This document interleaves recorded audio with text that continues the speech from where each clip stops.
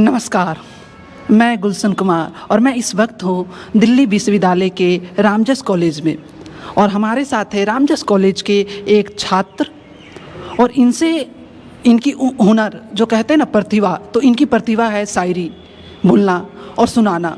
तो सुनते हैं और जानेंगे इनकी शायरी का राज भी, कैसे शायरी में रुचि हुआ। तो सर, सबसे पहले आपका नाम क्या हुआ?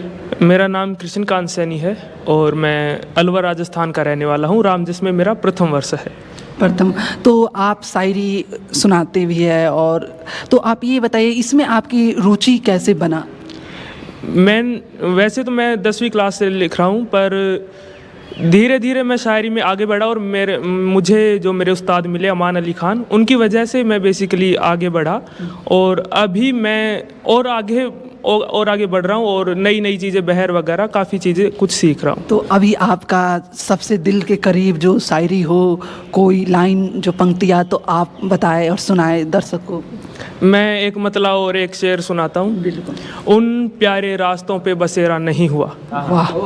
उन प्यारे रास्तों पे बसेरा नहीं हुआ, वो साथ तो रहा मेरा नहीं हुआ। उन प्यारे रास्तों पे बसेरा नहीं हुआ, वो साथ तो रहा मेरा नहीं हुआ।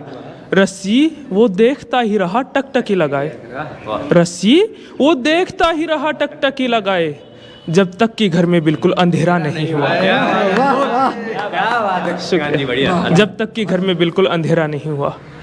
तो ये मतलब और शेर था। बिल्कुल। और बाकी मैं आपको एक गज़ल सुना देता हूँ। बिल्कुल बिल्कुल सुनाइए। बिल्कुल। ये अभी थोड़े दिन पहले फहमी साहब के उस पर एनिवर्सरी पर एक तहरी मुकाबला हुआ था, तो उस पर लिखी थी। मोहब्बत मैं जताना चाहता हूँ, मोहब्बत मैं जताना चाहता हूँ, यही रिश्ता निभाना चाहता हूँ। मोहब्बत मैं जताना चाहता हूँ, यही रिश्ता निभाना चाहता हूँ। ये सांसें भी बड़ा दुख दे रही हैं, ये सांसें भी बड़ा दुख दे रही हैं कि अब तो मर ही जाना चाहता हूँ। शुक्रिया। ये सांसें भी बड़ा दुख दे रही हैं कि अब तो मर ही जाना चाहता हूँ। और शेर है, बहुत यारी कमाई मैंने पर अब, बहुत यारी कमाई मैंने पर अब, मैं बस पैसा कमाना चाहता हूँ। वाह क्या। बहुत यारी कमाई मैंने पर अब, मैं बस पैसा कमाना चाहता हूँ। और देखो बात यह है कि हमारे ख्वाबों में वो आती रहती है, पर हम उसके ख्वाबों में आए, ये तो हमारी तमन्ना है। ओहो वाह क्या तो शेर है, मेरी एक ही तमन्ना है कि मैं अब, मेरी एक ही तमन्ना है कि मैं अब तेरे ख्वाबों में आना चाहता हूँ। मेरी एक ही तमन्ना है कि मैं अब तेरे ख्वाबों में आना चाहता हूँ। मुझे हंसते हुए देखा है तुमने, मुझे हंसते हुए देखा है तुमने, मैं अब गुस्सा दिखाना चाहता हूँ। मुझे हंसते हुए देखा है तुमने, मैं अब गुस्सा दिखाना चाहता हूँ। और अंतिम शेर है, तेरी बिखरी हुई यादों से अब मैं, तेरी बिखरी हुई यादों से अब मैं नई गज़लें बनाना चाहता हूँ। नई गज़लें क्या कहने। शुक्रिया। आयुषी सुनाएंगे तो और ये आपकी शायरी हो गया। मोहब्बत है मुझे बस ये दिखाना है, वाह। मोहब्बत है मुझे बस ये दिखाना है, मेरी ये दोस्ती तुमसे बहाना है। वाह वाह वाह क्या कहने। मोहब्बत है मुझे बस ये दिखाना है, मेरी ये दोस्ती तुमसे बहाना है। गज़ल से घर कहाँ चल पाएगा मेरा, वाह। गज़ल से घर कहाँ चल पाएगा मेरा, मुझे अब इसलिए पैसा कमाना है। ओह वाह। पैसा का। गज़ल से घर कहाँ चल पाएगा मेरा, मुझे अब इसलिए पैसा कमाना है। किराए के मकामे मैं रहा ताउम्र, किराए के मकामे मैं रहा ताउम्र, समझ बैठा यही मेरा ठिकाना है। वाह वाह क्या कहने। वाह। समझ बैठा यही मेरा ठिकाना है। और शेर देखिए, वो बैठे बैठे मधुशाला में कहता था, वो बैठे बैठे मधुशाला में कहता था, कोई अपना नहीं झूठा जमाना है, कोई अपना नहीं झूठा जमाना है। बहुत शुक्रिया।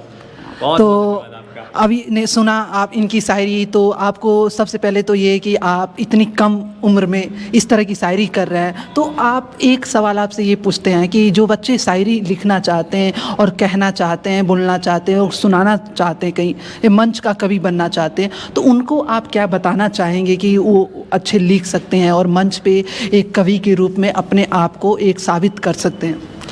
सबसे पहले तो ये कि आप जो ओपन माइक्स में जाके आप कुछ भी पढ़ रहे हैं, ये करना बंद कर दो, क्योंकि वो एक तो आपको भी नीचे कर रहा है और वहाँ आपको अच्छे लोग नहीं मिल रहे।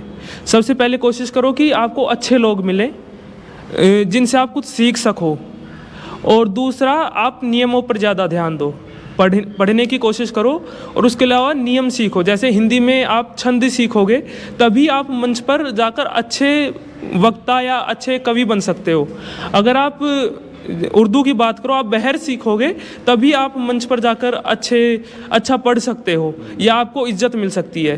तो यही है कि आप नियम सीखो, अच्छा पढ़ो, और तभी आप अच्छा लिख पाओगे। और एक सवाल ये रहता है ना कि जब बहुत लोग लिखते हैं, शायद हम भी कभी कभी प्रयास करते हैं लिखने का, तो एक कभी कभी जैसे में कि एट द मोमेंट जब लिखने जाते हैं तो लोग ब्लैंक हो जाते हैं ना, एक स्थिति आती है कि मन में कोई ऐसी रचना आती नहीं है, विचार नहीं आते। तो आप जब लिखते हैं तो आप किन बातों को किस तरह से लिखते हैं? जैसे आपने कोई शायरी लिखा होगा, कोई पंक्ति लिखा होगा, तो आप किस तरह से अच्छे से लिखते हैं, तो इस रूप में आप बताएं। देखो, ये ज़रूर होता है कि हमारे साथ बहुत बार होता है कि हमें कुछ समझ नहीं आता कि क्या लिखना है, पर आपको उसको सस्टेन करना पड़ेगा। आप ऐसा भी होता है कि आप 5 घंटे बैठे हो पर कुछ नहीं आया, पर आपको ये कोशिश करनी है कि मैं लगातार लिखूं। मैं कोशिश करूं कि मैं रोज़ाना नहीं तो कम से कम सप्ताह में 2 से 3 बार तो लिखने की ज़रूर कोशिश करूं। कम से कम आप सप्ताह में कम से कम 10 से 15 घंटे ज़रूर बैठें जब आप लिखने के लिए बैठें। ये ज़रूरी नहीं है कि आप लिखें, अच्छा लिखें, बुरा लिखें, कुछ भी लिखें, पर लिखने के लिए ज़रूर बैठें, ये ज़्यादा ज़रूरी है। और ये रहती बात कि ना लिखे तो हमें पढ़ना भी पड़ता है, सुनना भी पड़ता है किन्हीं को। तो क्या पहली बार सबके कि मैं इस तरह के कोई बड़े कवि बन जाऊं, तो क्या आप उस चीज़ में क्या देखना चाहते हैं कि हमें शुरुआत जीरो से करना चाहिए या एक बार में ही हम अच्छे मुकाम पे जा सकते हैं? तो इसमें आप क्या सोचते हैं? नहीं, शुरुआत तो जीरो से ही होती है, पर मेरा मानना है कि एकदम से वायरल होने से कुछ नहीं होगा। क्योंकि मैं एक एग्जाम्पल दे देता हूँ। बिल्कुल। मनहार सेठ नाम से एक कुछ ऐसे ही कवि, तो क्या ही बोलूँगा मैं उनको, वो कुछ करते हैं, कुछ तो करते हैं। वो उनके 2 से 2.5 मिलियन के लगभग फॉलोअर हैं, पर उनको आता कुछ नहीं है। वो शेर बोलकर कुछ भी पढ़ देते हैं। तो उस चीज़ से बचें, क्योंकि वो उनका पहला वीडियो वायरल हो गया था, उनको कुछ नहीं आता था। तो आप वायरल होने से बचें। शुरुआत में आप धीरे धीरे अपना कंटेंट डालते जाएंगे, आप लिखते जाएंगे। जितना ज़्यादा कंटेंट होगा आप उतने ज़्यादा अच्छा होंगे, मतलब जितना ज़्यादा आप लिखते जाएंगे उतना ज़्यादा आप अच्छा होते जाएंगे। तो कोशिश यही करें कि आप ज़्यादा से ज़्यादा लिखते जाएं। ये कोशिश ना करें कि मैं बस वायरल हो जाऊं, ये ना करें। लेकिन अभी एक जैसे अभी का ज़माना में देखते, पहले एक ज़माना था जहाँ पे उर्दू की प्रचलित थी, गज़ल लोग सुनते थे, लेकिन अब एक स्टोरी टेलिंग टाइप का एक नए वर्जन आ गया। तो उसको आप किस रूप में देखते? शायरी से किस रूप में आप मानते कि स्टोरी टेलिंग, क्या उसको भी आप मान के चलते? साहित्य है, शायरी है, गज़ल है, या कुछ अलग टाइप की जो कहानी अपनी बता देते हैं?